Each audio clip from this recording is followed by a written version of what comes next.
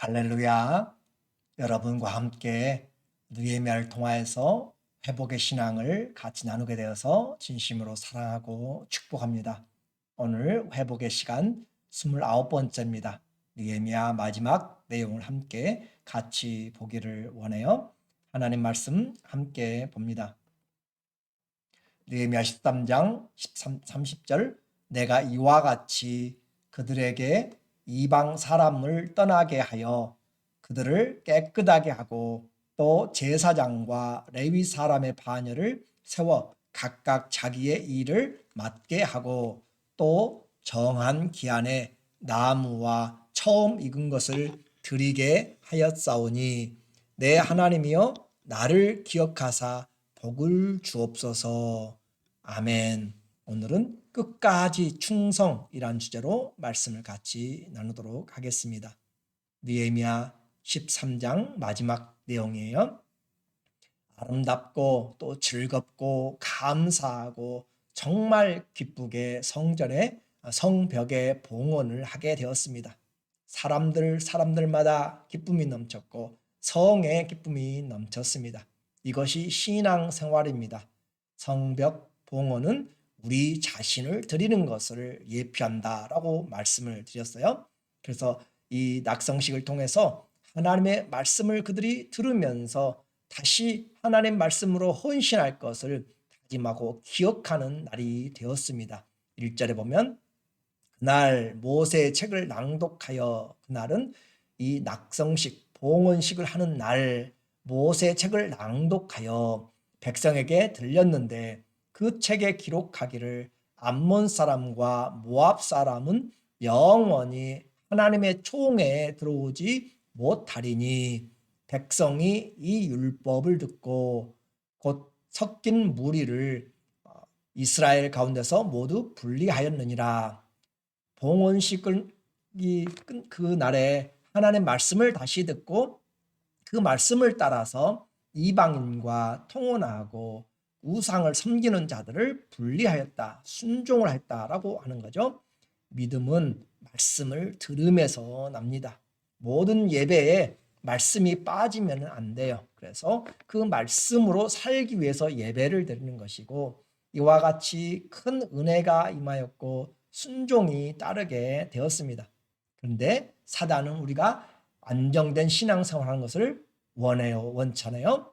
원치 않는 것이죠. 그렇게 살 수만 있으면 믿는 자들도 시험 들게 하려고 사람들을 통해서, 환경을 통해서, 아니 내 자신의 마음을 통해서 미혹시키고 또 거짓된 변질된 신앙을, 이론들을, 가르침들을 듣게 하고 또 능력을 통해서 사람들의 마음을 분리시킵니다.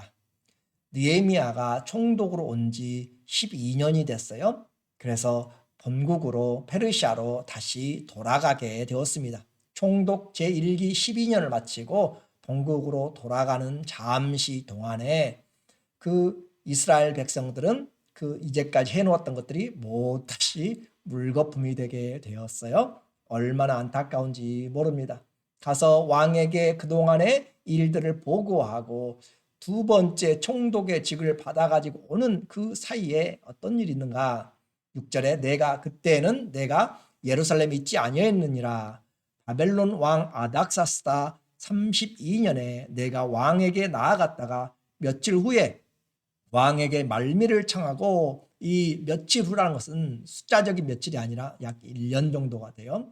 한번 생각해 보세요. 여기서 가는 데만 해서 한 3, 4개월 걸리고 오는 데만 해도 한 3, 4개월 걸리고, 그러면 오고 가면 벌써 6, 7개월, 8개월이 가버리는데, 그리고 거기서 왕과 조서를 만들고 또 그 임명장을 받고 하는 것이죠. 그렇게 해서 돌아와서 예루살렘에 이르러서야 와서 보니까 약 1년이 지나서 보니까 엘리야십이 대제사장이었죠. 도비야를 위하여 하나님의 전뜰에 방을 만든 악한 일을 안지라라고 그렇게 표현하고 있습니다. 예루살렘을 이 느헤미야가 떠났을 때 사단은 가장 좋은 기회로 여겼어요. 그래서 대제사장, 그 이스라엘의 영적인 지도자잖아요. 그 사람을 흔들고 그렇게 해서 신앙의 뼈대와 같은 안식일과 11조의 내용들을 완전히 무효화를 시켜버린 것이죠. 그렇게 함으로써 안식일을 범하고 10분의 1을 드리지 않고 그렇게 함으로 이 성전에서 지키는 사람들이 전부 다 삶을 제대로 살지 못하도록, 믿음이 무엇이 중심인지를 알지 못하도록, 안식일이요, 요즘 우리의 주일이요, 아무것도 아닌 것처럼 생각하면 큰일 납니다. 이 주일의 의식이 무너지면 나머지 금방 무너집니다. 주일도 제대로 못 지키는데 6일을 어떻게 하나님의 것으로 구별하여서 지켜요? 쉽지 않죠. 매일매일 살아가면서 하나님 주일에 한번 제대로 섬기는 것도 힘들고 버거운데 그 주일도 없이 계속 세상의 소리만 듣고 살아간다면 우리의 신앙은 절대 지켜지지 않습니다. 내가 주일을 지키는 줄 알았는데 주일이 나를 지킨다는 사실을 알아야 돼요. 11조가 물질이 나를 지키는 줄 알았는데 11조가 나를 지켜준다는, 내 삶을 지켜준다는 것을 알아야 되고요. 하나님 앞에 드려졌을 때 하나님의 봉헌식의 의미가 뭐라고 그랬어요? 주님 앞에 드려졌을 때 주님의 것으로 주님이 책임지신다라고 한 것이었죠. 그리고 우리에게는 기쁨이 온다. 그런데 사단은 그 기쁨을 없애버리고 그 뼈대를 흔들어 버린 것이에요.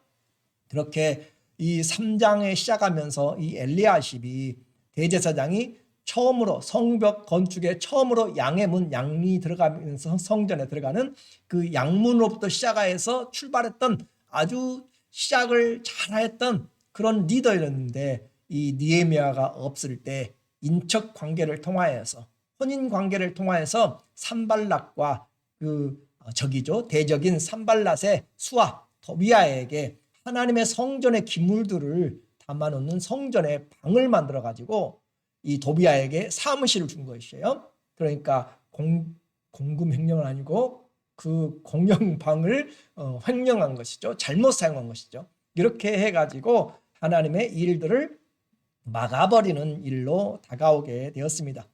지도자들과 백성들이 또한 물질적 헌신의 직무를 잘 감당하지 않음으로 포기함으로써 찬양하는 사람들, 레위 사람들이 전부 먹고 살기 위해서 각각 흩어져서 도망가고 뿔뿔이 흩어져서 생계에 매달려서 아무것도 할 수가 없었습니다.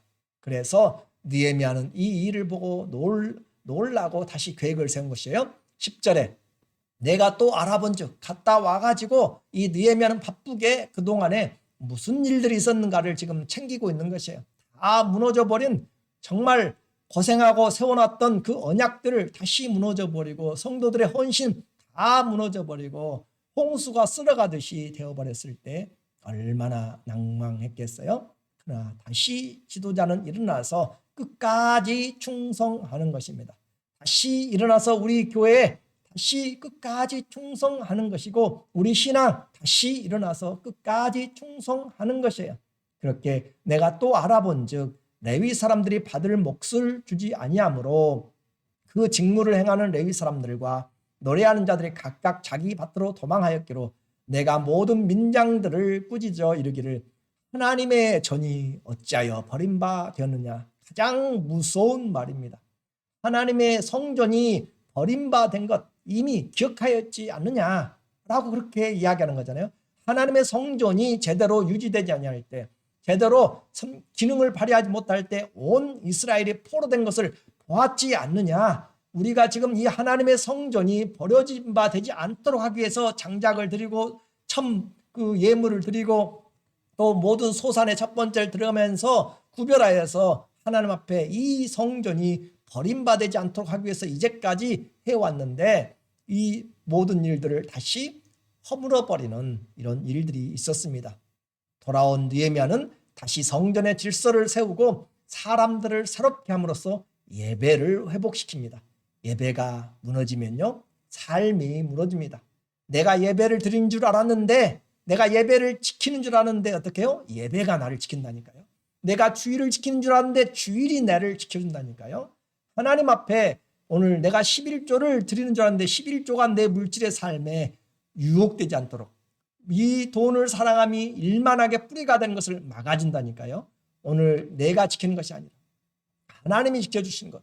노아와 그 가족이 방주를 짓는 줄 아는데 방주가 그들의 생명을 구원했다는 사실을 오늘 우리는 신앙의 뼈대를 분명히 세워야 됩니다. 내가 시간을 들이고 내가 이렇게 하는 줄 알았는데 결국은 그 나의 믿음이 드려진 것들이 나를 붙잡아내더라. 내가 기도한 줄 알았는데 기도가 나를 지켜주고 말씀을 내가 읽는 줄 알았는데 말씀이 나를 세워주더라 라고 하는 것을 깨달을 때 우리 신앙에 큰 은혜가 있게 되고 흔들리지 않게 됩니다. 예배가 무너지면 삶이 무너진다는 사실을 꼭 기억하십시오.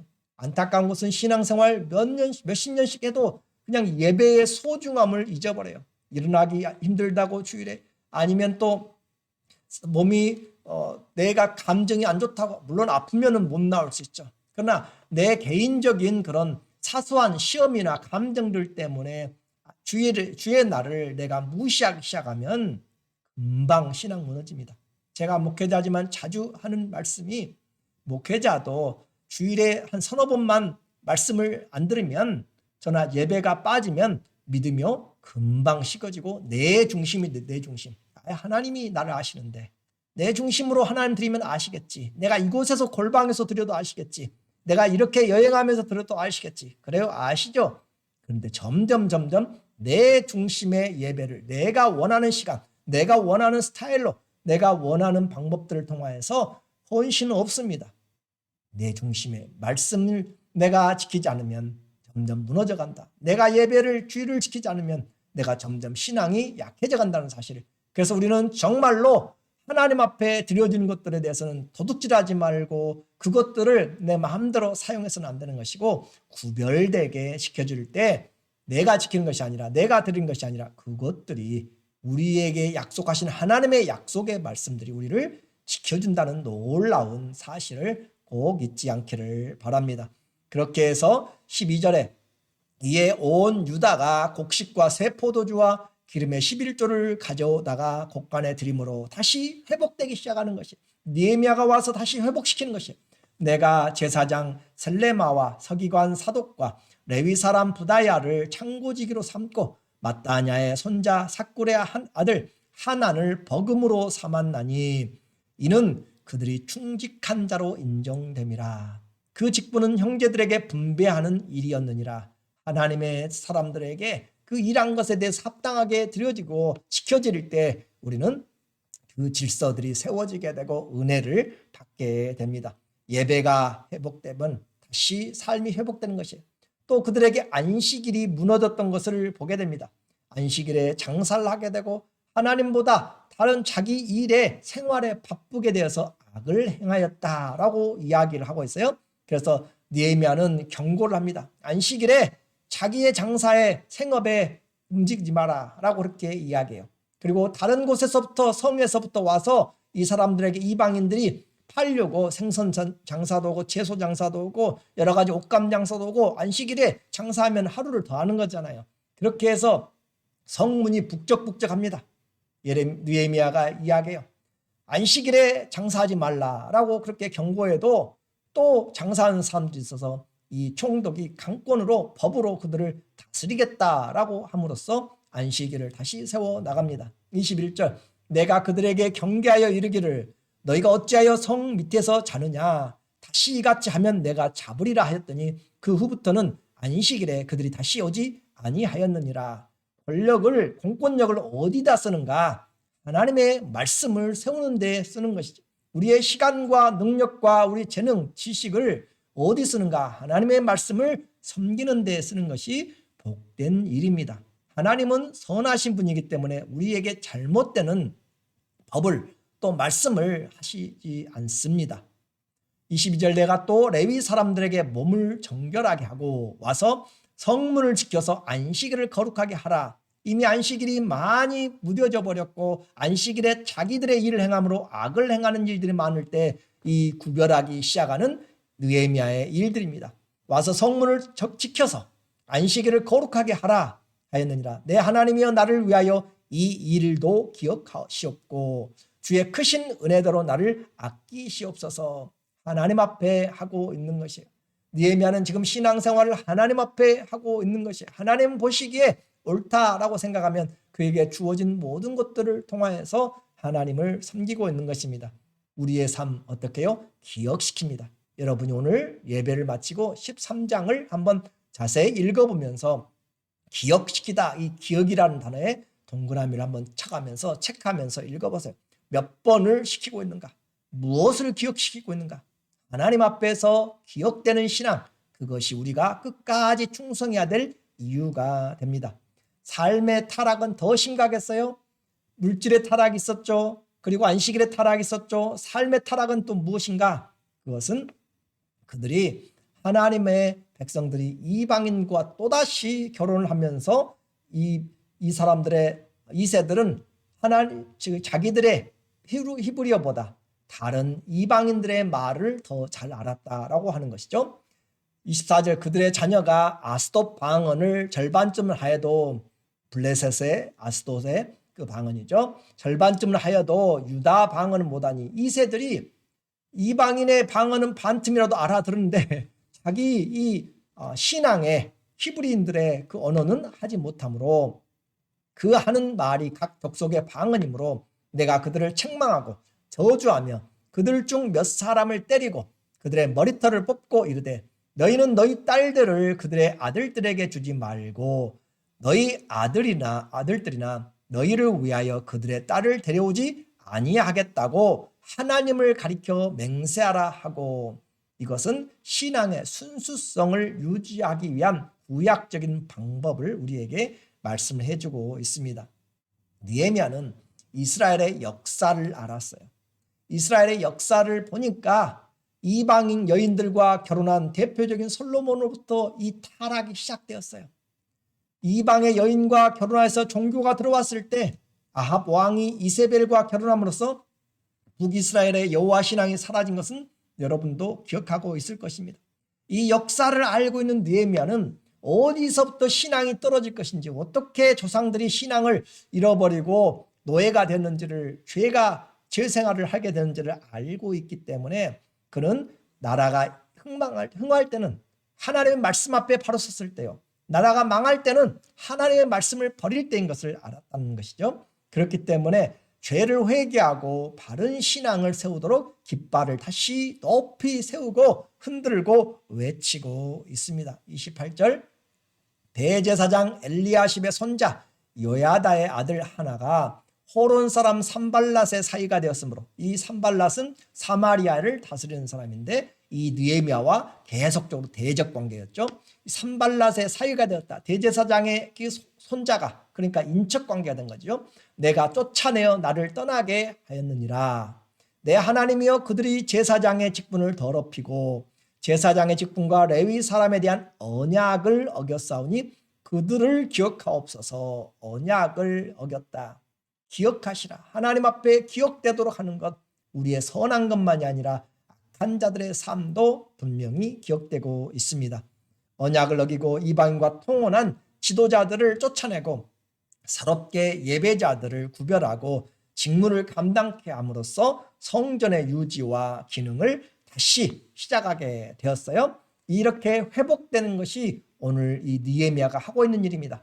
30절 내가 이와 같이 그들에게 이방 사람을 떠나게 하여 그들을 깨끗하게 하고 또 제사장과 레위 사람의 반열을 세워 각각 자기의 일을 맡게 하고 또 정한 기한에 나무와 처음 익은 것을 드리게 하였사오니 내 하나님이여 나를 기억하사 복을 주옵소서. 하나님 앞에 기도하는 것, 오늘 이 본문의 내용은 마지막 느헤미야서의 말씀입니다. 내 하나님이여 나를 기억하사 복을 주옵소서. 느헤미야는 사람 앞에서 산 것이 아니라 하나님 앞에서 살았습니다. 하나님이 기억하시기를 원하는 삶을 위하여서 그는 살았어요. 하나님 앞에 우리는 그리스도의 심판대에 서게 될 것을 기억하는 것입니다. 무엇이 선한지 무엇이 악한 것인지를 분별하면서 살아가는 것이에요. 그렇게 해서 내가 가진 권세와 능력으로 그는 사람을 살렸고 또 악한 자들을 징계하고 또 선한 관원들을 세워가면서 믿음의 동역을 함께 했습니다. 한번 생각해 보세요. 오늘 느헤미야를 마치면서 정치인이었던 느헤미야가 하나님의 선지자적인 느헤미야로 바꿔지고 있습니다. 그가 하나님의 선한 일꾼이 되었고 하나님의 말씀의 사역자가 되었고 그 말씀을 회복시키는 사람이 되었습니다. 누가 뛰어난 사람이요? 그 당시에 어떤 누구보다 우리는 하나님의 말씀 앞에서 주의 나라를 바라보고 살아간 사람들이 헛되지 않은 것을 압니다. 교회는 서로 합력하면서 직분을 충성히 감당할 때 질서가 있고 풍성한 은혜도 있고 성령의 도우심으로 우리에게 은혜가 임하게 되고 큰 역사를 하게 됩니다. 하나님은 이와 같이 충성된 사람을 통해서 일합니다. 한 사람의 기도로 시작되었습니다.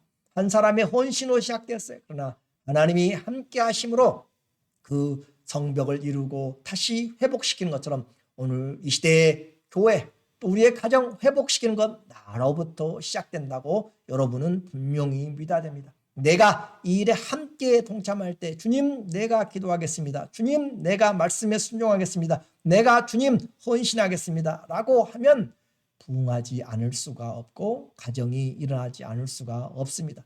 그래도 안 되는 것은 주님 앞에 맡기고 내려놓아야 되는 것이죠. 오늘 우리에게 말합니다.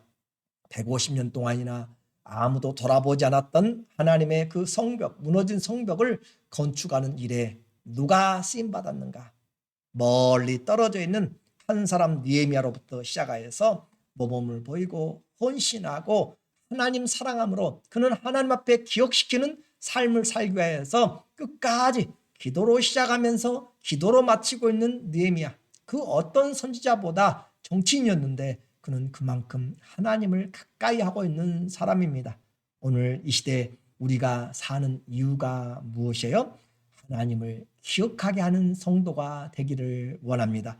하나님이 기억하시는 우리 가정, 하나님이 기억하시는 교회, 하나님이 기억하시는 내 인생 되어지도록 주님 다시 믿음으로 회복시키는 끝까지 충성하는, 다시 일어나서 끝까지 충성하는 그런 믿음의 사람으로 세워지시기를 예수님의 이름으로 간절히 축원합니다. 아멘. 기도하겠습니다. 하나님 아버지, 느헤미야서를 통하여서 우리에게 말씀하시는 회복의 메시지를 듣습니다. 기도로부터 시작하고 많은 어려움 중에서도 끝까지 주님을 신실하게 믿음으로 주님 본이 되는 충성된 삶 주님 앞에 우리가 드려지기를 원합니다. 우리를 사용하여 주시옵소서. 우리 가정을 사용하여 주시고 우리 교회를 사용하여 주시되 나부터 주님 앞에 드려지고 주님과 가까이 내가 회복될 때 교회가 회복되는 것을 알게 하여 주시옵소서. 한 사람 한 사람 이 말씀이 살아 역사하여서 우리 안에서 일하시는 주의 성령으로 큰 일들, 새 일들을 행하여 주시기를 원하며 예수님의 이름으로 감사하며 기도드립니다. 아멘.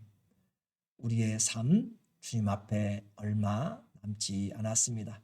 최선을 다하여서 다시 끝까지 충성함으로 무너진 가정의 기도, 무너진 우리의 목장, 무너진 우리의 인생, 무너진 우리의 교회들을 다시 세워나가는 그런 믿음의 사람 되시기를, 복된 하나님의 자녀들 되시기를 간절히 기도하고 축원합니다. 감사합니다.